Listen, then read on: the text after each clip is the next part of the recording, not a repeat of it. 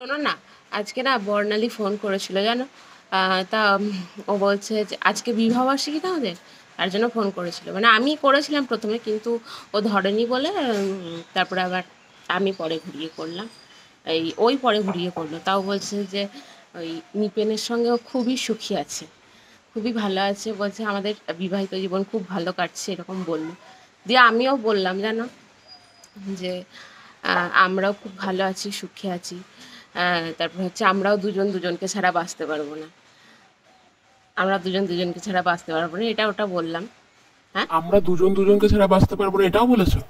হ্যাঁ কিন্তু বলেছিলাম। আমি তো কিছুক্ষণ আগেই বর্ণালীর বরকে ফোন করেছিলাম। আমি তো আবার বর্ণালীর বরকে ফোন করে বললাম ওর যা গলা, মানে তোমার যা গলা তার থেকে ষাঁড়ের গলার আওয়াজ কম। আবার তুমি বলছো দুজন দুজনকে ছাড়া বাঁচতে পারবো না। বাপ রে বাপ, এই জীবনে যে বাপ করেছি পরের জীবনে আর করতে চাই না, বুঝতে পেরেছো তো? কোনো ছেলের জীবনে যদি কাল বৈশাখী নেমে আসে, সেই ছেলে কি আর সুখী থাকতে পারে? তুমি আর সুখী আছে বলেছো? তোমার জন্য না কোথাও আমার প্রেস্টিজ থাকবে না, ঠিক আছে? কোথাও না।